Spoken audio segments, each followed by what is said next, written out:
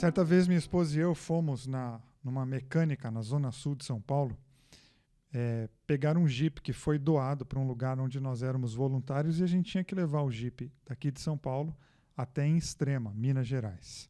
O Jeep, mas não é esses Jeeps modernos e bonitos de hoje, não, aqueles Jeeps de antigamente. O Jeep seria usado na logística desse lugar onde nós trabalhávamos. E quando nós estávamos saindo da oficina, o mecânico disse o seguinte: olha, tem um detalhe. O carro está com um problema no freio e talvez vocês vão precisar, e aqui entre aspas, sangrar o burrinho. Caso contrário, a roda do Jeep vai travar, disse o mecânico. Eu não fazia a menor ideia do que ele estava dizendo e obviamente que a expressão sangrar o burrinho é expressão das ruas para revelar um problema do freio do carro. E eu falei para ele: olha, eu não tenho a menor ideia do que é que o senhor está dizendo. Ele falou: não, deixa eu te explicar. E ele disse: é o seguinte, você vai precisar pegar uma chave de boca, qual ele prontamente me deu a chave de boca, e você vai encaixar em um parafuso que fica atrás da roda e girar até o fluido de freio sair. Feito isso, você pode continuar a viagem. Ele me deu uma aula prática, eu peguei a chave de boca, enfiei atrás por dentro da roda do Jeep, tive que deitar no chão para fazer isso, mas eu queria ter aula prática caso isso acontecesse na estrada. E depois de recebida a aula, de ter entendido o que era sangrar o burrinho, ele falou: olha, a probabilidade disso acontecer é muito pequena. Eu estou sendo apenas precavido para vocês não terem problema. Tranquilo, saímos da oficina e 20 minutos depois nós já tínhamos parado 3 vezes em plena Marginal Pinheiros para sangrar o burrinho. E perdi as contas de quantas vezes nós paramos até o destino final lá em Minas Gerais. Eu penso que a nossa vida ela segue um pouco dessa forma. Nós vamos caminhando, correndo, tropeçando, e são tantas funções, obrigações e vontades que às vezes a gente nem repara certas travas que vão acontecendo, certas amarras que nos seguram. E por conta da correria da vida, e às vezes até por conta de prioridade, porque a gente acaba não priorizando o nosso emocional, a gente tem travas, mas a gente não cuida das travas. O que a gente faz? Coloca mais força. Ou usando a metáfora de um carro, a gente acelera mais. Só que acelerar mais com freio de mão puxado, a gente acaba gastando mais gasolina e acaba detonando com o motor do carro. Eu acho que a gente faz isso com a nossa vida emocional. Ao invés de parar para sangrar o burrinho, ou seja, ao invés da gente parar para entender o que é que está travando, quais são as nossas questões, a gente coloca mais força, como se mais força resolvesse os problemas. Eu e você queremos viver dias melhores. Eu sei que você quer. Uma vida mais leve, com mais felicidade, uma vida onde você pode usar menos energia com coisas talvez chatas e pode gastar essa energia, usar essa energia com coisas mais bonitas e leves. Um dos exercícios dos processos psicoterapêuticos, processo inclusive que eu como psicanalista auxilio as pessoas, é de se olhar, é de se conhecer, o famoso autoconhecimento. Por quê? Porque eu não acredito que haja uma boa transformação sem autoconhecimento e sem autocrítica. Você não pode sair por aí tomando remédio sem antes saber qual doença que você tem, porque um remédio só vai ser útil se ele for usado na doença correta. Eu preciso aprender a me olhar. Você precisa aprender a abrir o seu mundo interno para uma investigação sincera, para você entender de fato o que é que está aí dentro, quais são suas amarras, quais são as travas, quais são os seus traumas, quais são os seus hábitos, os padrões que você inevitavelmente adquiriu no decorrer da tua vida. E não há como a gente viver uma vida mais leve, não há como a gente viver dias melhores sem a gente entrar no difícil tema do perdão. E eu viro e mexo e volto a esse tema, já escrevi vários textos lá no meu Instagram falando sobre o perdão. Claro que nunca como uma opinião final, claro que nunca como uma decisão, nunca, mas sempre como um desejo de contribuir no seu conjunto de ideias, no seu conjunto de valores, para você conseguir construir o perdão, porque de fato eu acredito que o perdão seja uma construção. Eu entendo o perdão como uma estrada e não como uma porta que você entra e uma salinha que você chega, um destino final. É uma estrada, uma caminhada longa. Mas talvez o tema do perdão seja difícil para muitos pela relação que se estabeleceu com o tema. E a dificuldade talvez esteja em como esse tema, então, se instalou dentro de nós. Porque em minhas conversas, em minhas sessões psicanalíticas, eu já escutei inúmeras vezes a frase: eu não posso perdoar porque eu não consigo esquecer. E essa é uma frase clássica. Pode ser dita de outra maneira, mas ela permeia muito o nosso imaginário. Perdão e esquecimento. E colocar o perdão de mãos dadas com o esquecimento é um lugar comum. E, em minha opinião, é um grande equívoco, porque torna o caminho do perdão ainda mais difícil. Porque a gente fala de esquecimento como se nós somos máquinas, né, com botão de on e off, com liga e desliga. Não. O nosso mundo interno não é um botão de liga e desliga. É processual. Por isso que eu já te digo que no meu conjunto de ideias não existe um perdão imediato. Não existe abrir uma porta para perdoar. Não existe um botão. É exatamente uma estrada. Ou mais ainda, talvez uma trilha. Porque a trilha é mais difícil, porque você que tem que ir abrindo. Não está pronta. Você tem que ir entendendo o seu ritmo. Você talvez vai ter que parar. Terão obstáculos mais complicados. Você vai precisar de tempo. E às vezes alguns processos demoram até, inclusive, alguns anos. Então eu entendo que perdoar é difícil. Mas eu te garanto que abrir mão do perdão pode deixar a tua vida insuportável. Por que perdoar e o que é perdão? Bom, não perdoar é manter as coisas do mesmo jeito. Perdão é a novidade. Perdoar é uma maneira de alterar tanto um relacionamento como a sua vida, né, a sua maneira de ver a vida. Ou seja, perdoar não é esquecer, mas é continuar sobre outro ponto de vista, mudando a maneira mudando a maneira como tratamos determinados assuntos ou determinadas pessoas. E esquecer é uma impossibilidade. E, na verdade, eu acho que esse desejo de esquecimento ele causa efeito contrário, né? Como é que eu faço para esquecer alguma coisa se toda vez que eu tiver que esquecer eu vou ter que lembrar daquela coisa? Ou seja, toda vez que eu tento esquecer, eu atualizo a história dentro de mim. Então, se esse podcast aqui não vai te ajudar em muita coisa, em uma, pelo menos, eu quero que você guarde. Não tente esquecer, porque esse é um esforço tolo. Você está gastando sua energia emocional com alguma coisa que está dando efeito contrário. Porque lembre, sempre que você tentar esquecer, você vai lembrar. Então, não coloca o perdão no signo do esquecimento. Coloca como uma postura que exatamente não está preocupada em esquecer, mas em mudar o status de determinadas histórias, eventos e pessoas dentro de você. A gente precisa aprender a perdoar, porque o não perdão, o não perdoar, esse sim gera uma série de sentimentos extremamente danosos, e um deles, se quero falar sobre eles, e também já falei sobre eles, escrevi sobre isso muitas vezes, mas é a amargura, que inclusive é um sentimento que vem recheado de outros sentimentos, ou vem de mãos dadas com a amargura, né, como a mágoa, o rancor. E existem inúmeras possibilidades de nós vivermos assim, ressentidos, amargurados. E eu falo desse com temor, com respeito, porque eu sei que existem pessoas que cresceram sobre o julgamento de palavras severas, que cresceram sobre olhares cruéis, que cresceram sobre ambientes tóxicos e de muita indiferença. Talvez você escutou frases na sua infância, elas te marcaram profundamente e você traz isso para a sua vida adulta. Então, mas você tem que entender que tem uma mágoa, tem uma amargura, tem um ressentimento. Algo grudou em você.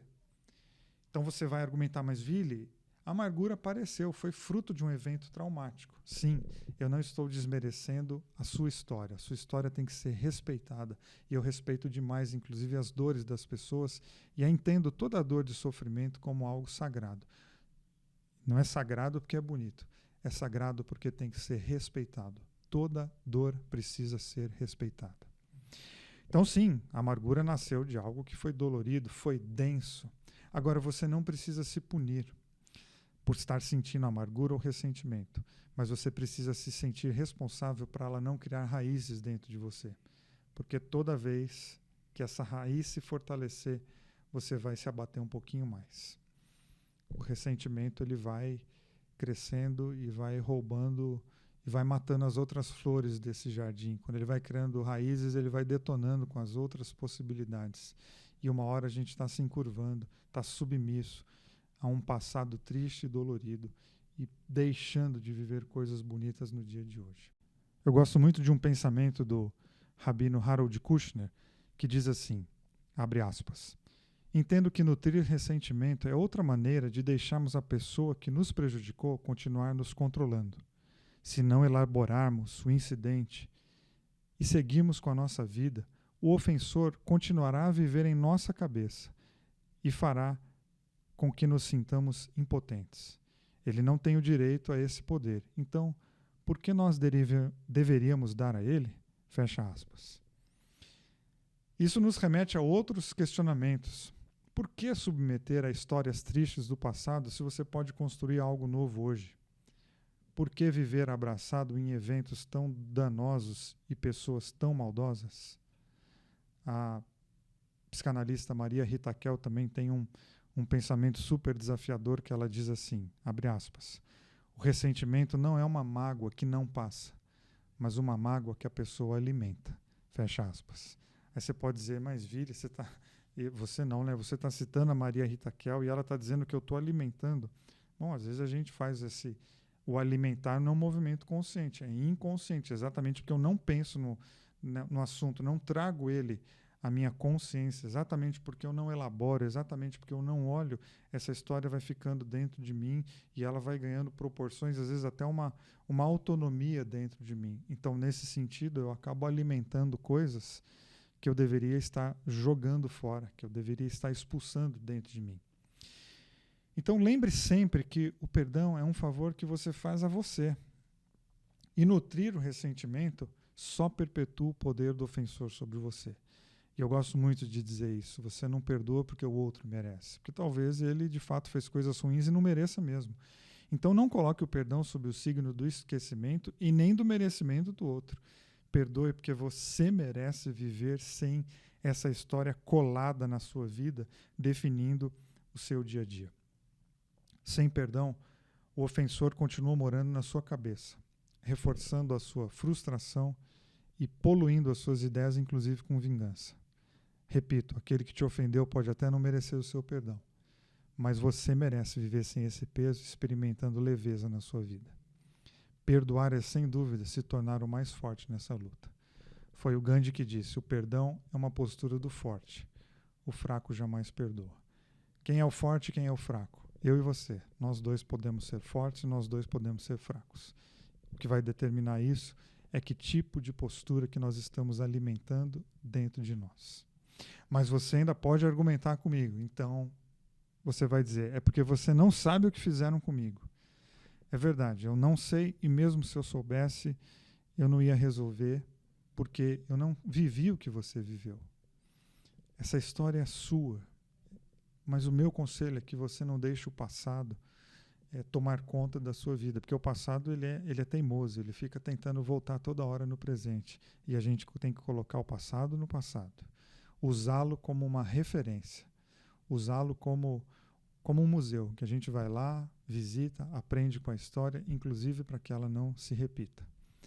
Eu já repeti também muitas vezes uma frase do Jean-Paul Sartre, que ela é extremamente, num primeiro momento, até cruel, que diz assim, não importa o que fizeram com você, o que importa é o que você fará com aquilo que fizeram com você.